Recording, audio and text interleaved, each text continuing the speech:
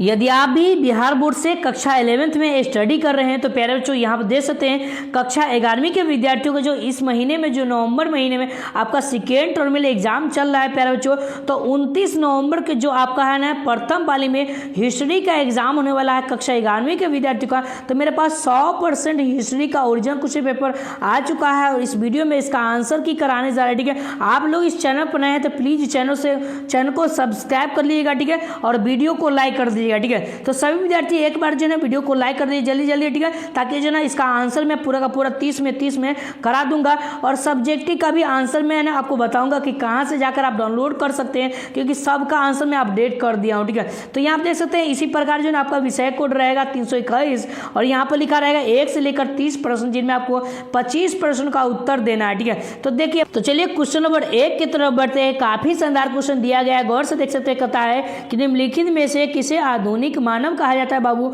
तो यहाँ पर याद रखिएगा इसका आंसर जो है सभी विद्यार्थी नोट करेंगे, ऑप्शन नंबर डी यानी कि होमो सैपियंस हो जाएगा। ठीक है, सैपियंस हो जाएगा। ठीक है, सैपियंस। ठीक है, सैपियंस हो जाएगा। ठीक है, याद रखिएगा एक का right answer option number D होगा राइट आंसर। ठीक है, तो सभी विद्यार्थी नोट करेंगे एक का right answer option number D. अगला प्रश्न है हम्मुराबी क्यों प्रसिद्ध है। तो आप लोग जानते हैं कि हम्मुराबी है वो किस लिए प्रसिद्ध है, तो कानूनी संहिता के लिए प्रसिद्ध है। ऑप्शन नंबर ए होगा राइट आंसर। ठीक है, चलिए 3 नंबर प्रश्न कहता है कि कीलाक्षर लिपि किस सभ्यता की देन है। ठीक है, तो आप लोग जानते हैं ना कि कीलाक्षर जो लिपि है वो किस सभ्यता का देन है। तो 3 का राइट आंसर याद रखिएगा मेसोपोटामिया हो जाएगा, ऑप्शन यानी कि सी होगा राइट आंसर। ठीक है, तो सभी विद्यार्थी जो है एक बार जो है वीडियो को लाइक कर दिए जल्दी जल्दी, और चैनल पर है तो प्लीज चैनल को सब्सक्राइब कर लिया। ठीक है, बहुत मेहनत लगता है, देखिए मेरा गला भी बच गया। ठीक है, आप लोग के वीडियो बनाते इसलिए जो ना प्लीज जो ना आप चैनल को सब्सक्राइब कर लीजिएगा। ठीक है, तो चलिए 4 नंबर प्रश्न की तरफ बढ़ते कहता लेडी ऑफ वर्का की मूर्ति किससे निर्मित है। ठीक है, तो किससे निर्मित है,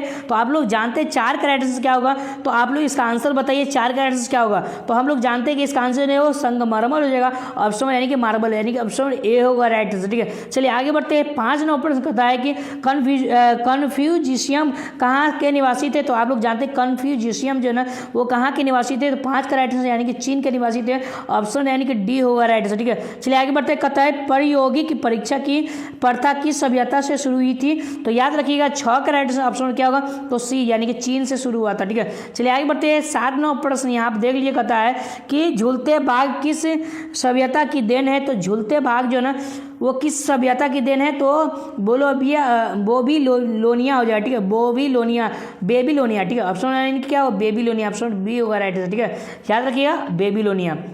अरस्तु कौन थे, तो आप लोग जानते हैं कि एक दार्शनिक थे, ऑप्शन यानी कि सी होगा राइट आंसर। ठीक है, चलिए आगे बढ़ते हैं। 9 नंबर प्रश्न कहता है कि जुलाई का महीना किस शासक के नाम पर रखा गया था। तो आप लोग जानते हैं कि इसका आंसर क्या होगा। तो आंसर अगर पता है तो कमेंट बॉक्स से पहले बताइएगा।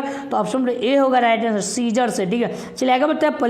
प्लेटो ने कौन सी पुस्तक लिखी थी। तो आप लोग जानते हैं कि प्लेटो ने कौन सी पुस्तक लिखी थी। तो आप पढ़ाई कर रहे होंगे, ठीक है, तो आप लोग जानते होंगे। ठीक है, ऑप्शन नंबर यानी कि रिपब्लिक, द रिपब्लिक हो जाएगा। ठीक है, चलिए आगे बढ़ते हैं। अगला प्रश्न यहाँ पे देख लीजिए। कहता है कि चीन की महान दीवार का निर्माण किसने किया था। तो 11 का राइट आंसर याद रखिएगा चीन शी हुआंग होगा। ठीक है, चीन शी हुआंग, ऑप्शन यानी कि सी होगा राइट आंसर। ठीक है, तो चलिए प्यारे बच्चों क्वेश्चन नंबर 12 की तरफ बढ़ते हैं और काफी शानदार क्वेश्चन दिया गया, गौर से देख लीजिए। कहता है कि मंगोल साम्राज्य का संस्थापक कौन था। तो याद रखिए ये चंगेज खान हो जाएगा, ऑप्शन यानी कि सी होगा राइट आंसर। ठीक है, चलिए 13 प्रश्न कहता है कि कुरिल ताई क्या था। ठीक है, तो कुरिल ताई क्या था। तो याद रखिएगा 13 का राइट आंसर ऑप्शन यानी क्या होगा, तो सी होगा राइट आंसर। ठीक है, सी होगा। मंगोल सरदारों की एक सभा थी। ठीक है, मंगोल सरदारों की एक सभा थी। ठीक है, चलिए आगे बढ़ते हैं।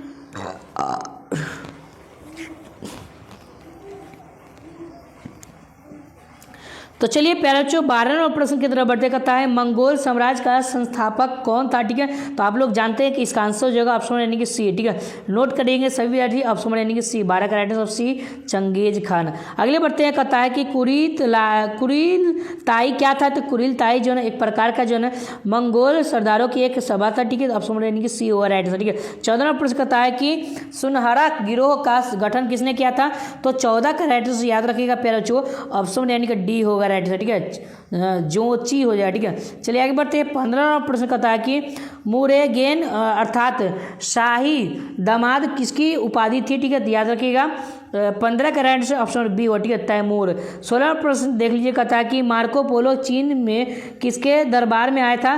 तो याद रखिएगा 16 का राइट आंसर यानी कि कुबलाई खान के, ऑप्शन ए होगा राइट आंसर, ठीक है। चलिए आगे बढ़ते हैं। 17 प्रश्न देख लीजिए, प्यारे बच्चों, कहता है कि हेरोड्स कौन थे? तो हेरोड्स कौन थे? तो याद रखिएगा 17 का राइट आंसर ऑप्शन यानी कि इतिहासकारक था, ऑप्शन बी होगा राइट आंसर, ठीक है। चलिए 18 प्रश्न देख लीजिए, कहता है कि असीरिया के साम्राज्य के पतन का कारण क्या था? तो याद रखिएगा 18 का आंसर यानी कि बाह्य आक्रामक, ऑप्शन यानी कि सी होगा राइट आंसर, ठीक है। चलिए 19 प्रश्न देख लीजिए, कहता है रोम चर्च का प्रधान कौन था? तो याद रखिएगा 19 का आंसर क्या होगा? तो ऑप्शन बी यानी कि पोप हो जाएगा, ठीक है। क्या हो जाएगा? पोप। अब चलिए हम आपको बता देते हैं इसका पूरा आंसर की, ऑब्जेक्टिव सब्जेक्टिव, उसके बाद जो ना इसका सोल्यूशन करा देंगे, कैसे इसको ऑब्जेक्टिव सब्जेक्टिव का आंसर की डाउनलोड करना है। तो उसके लिए प्यारे बच्चों आपको गूगल में आना है, जो इस चैनल का नाम है आपको सर्च करना है पॉइंट ऑफ स्टडी STM, ठीक है। पहले आपको वेबसाइट देखने को मिलेगा pointofstudystm.com, इस पर आपको क्लिक करना है, ठीक है। जैसे इस पर क्लिक करेंगे तो इस तरह का इंटरफेस देखने को मिल जाए, नीचे बढ़ेंगे और सभी जानकारी खुल जाए, ठीक है। और 11th वाले सेक्शन में आना, ठीक है प्यारे बच्चों, कहाँ आना है? 11th वाले सेक्शन में, ठीक है। आपके लिए जो 11th वाला सेक्शन में बनाया गया है, जहाँ पर आप पहले से डाउनलोड कर रहे थे, वहाँ पर जाइएगा। अगर आप पहली बार आए हैं तो यहाँ पर क्लिक कीजिएगा, ठीक है। लिखा हुआ है कि Bihar board history second term exam answer की 2024, इस पर आपको क्लिक करना है, ठीक है। जैसे इस पर क्लिक करेंगे तो यहाँ पर ओरिजिनल पेपर दिया गया है, गौर से देख सकते हैं, पूरा ओरिजिनल दिया हुआ, ठीक है। नीचे बढ़ेंगे सभी जानकारी खुल जाएगा, ठीक है। और नीचे बढ़ेंगे और यहाँ पर आंसर जो ना अपडेट कर दिया गया, ऑब्जेक्टिव का पूरा आंसर अपडेट कर दिया गया है, गौर से देख सकते हैं, ठीक है। नीचे बढ़ेंगे और यहाँ पर देखिए सब्जेक्टिव का आंसर भी अपडेट कर दिया गया, देख सकते हैं, ठीक है। पूरा जो है एक का आंसर जो है पूरा अपडेट कर दिया गया, ठीक है। देख सकते हैं 3 का आंसर, 4 का आंसर, 5 का आंसर और उसके बाद 7 का आंसर यहाँ पर पूरा अपडेट कर दिया गया, देख सकते हैं। इसे आकर आप नोट करना चाहते हैं तो नोट कर लीजिएगा, ठीक है। और यहाँ पर हिस्ट्री का अगर PDF के रूप में सब्जेक्टिव का आंसर चाहिए तो इस पर क्लिक कीजिएगा और हिस्ट्री का क्वेश्चन पेपर के लिए यहाँ पर क्लिक कीजिएगा, ठीक है। तो चलिए हम आगे बता देते हैं, इसका पूरा सोल्यूशन करा देते हैं, ठीक है। तो देखिए 19 नंबर तक हो गया ना, ठीक है। तो चलिए 20 नंबर प्रश्न कहता है कि ग्लेडिएटर कौन थे? तो ग्लेडिएटर जो ना ये एक प्रकार का, याद रखिएगा, वो दास पहलवान थे, तो ऑप्शन यानी कि क्या होगा? ऑप्शन ए होगा राइट आंसर, ठीक है। चलिए आगे बढ़ते हैं। 21 नंबर प्रश्न कहता है कि शार्लमेन का संबंध किस देश से था? तो याद रखिए 21 का राइट आंसर ऑप्शन यानी कि सी, फ्रांस से था, ठीक है। चलिए आगे बढ़ते हैं। 22 नंबर प्रश्न कहता है कि द कैटरबरी सेल्स किसने लिखा था? तो कैटरबरी सेल्स किसने लिखा था? तो 22 का याद रखिएगा ऑप्शन यानी कि ए होगा राइट आंसर, 400 होगा, ठीक है। 400 हो जाएगा, ठीक है, 400 हो जाएगा, ठीक है। आगे बढ़ते हैं। 23 नंबर प्रश्न कहता है 100 वर्षीय युद्ध किन देशों के बीच हुआ था? तो 23 का राइट आंसर याद रखिएगा फ्रांस और इंग्लैंड, यानी कि इंग्लैंड और फ्रांस के बीच हुआ था, ऑप्शन नंबर ए। चलिए आगे बढ़ते हैं। 24 नंबर प्रश्न कहता है गुलाबों की लड़ाई कहाँ हुई थी? गुलाबों की लड़ाई कहाँ हुई थी? तो 24 का राइट आंसर इंग्लैंड में होता है, ठीक है। 25 नंबर प्रश्न कहता है कि समानती व्यवस्था का मुख्य आधार क्या था? तो 25 का राइट आंसर भूमि था, ऑप्शन ए होगा राइट आंसर, ठीक है। 26 नंबर प्रश्न कहता है सिपियर्स प्लाऊ मैन लेखक कौन थे? तो 26 का राइट आंसर ऑप्शन यानी कि सी होगा, ठीक है। लैंग हैंड हो जाएगा, ठीक है। 27 नंबर प्रश्न देख लिया, कहता है सैलिस बड़ी कैथीड्रल कहाँ स्थित है? तो 27 का राइट आंसर ऑप्शन ए हो, ठीक है, इंग्लैंड हो जाएगा, ठीक है। और 28 नंबर प्रश्न कहता है डिवाइन कॉमेडी किसकी रचना है? तो 28 का राइट आंसर ऑप्शन यानी कि क्या होगा? ऑप्शन में ए होगा, ठीक है, दांती हो जाए, ठीक है। आगे बढ़ते हैं। कहता है कि 29 नंबर प्रश्न कहता है कि विस्पो और पादरियों का संबंध किस वर्ग से था? तो 29 का आंसर ऑप्शन ए, प्रथम वर्ग से, ठीक है, ठीक है। आगे बढ़ते हैं। 30 नंबर प्रश्न कहता है कि फ्यूड का शाब्दिक अर्थ क्या होता है? तो 30 का आंसर ऑप्शन बी, भूमि का टुकड़ा, ठीक है, ऑप्शन बी, ठीक है। तो इस तरह टोटल पूरा प्रश्न के लिए यहाँ से देखिए मेरे पास सब्जेक्टिव भी आ चुका है, ठीक है। पूरा देख लीजिए। पहला क्वेश्चन आपके पास था चार्ल्स डार्विन कौन था? इसके पुस्तक का नाम लिखिए, तो उसके बारे में आपको सब्जेक्टिव में बता दिया हूँ, ठीक है।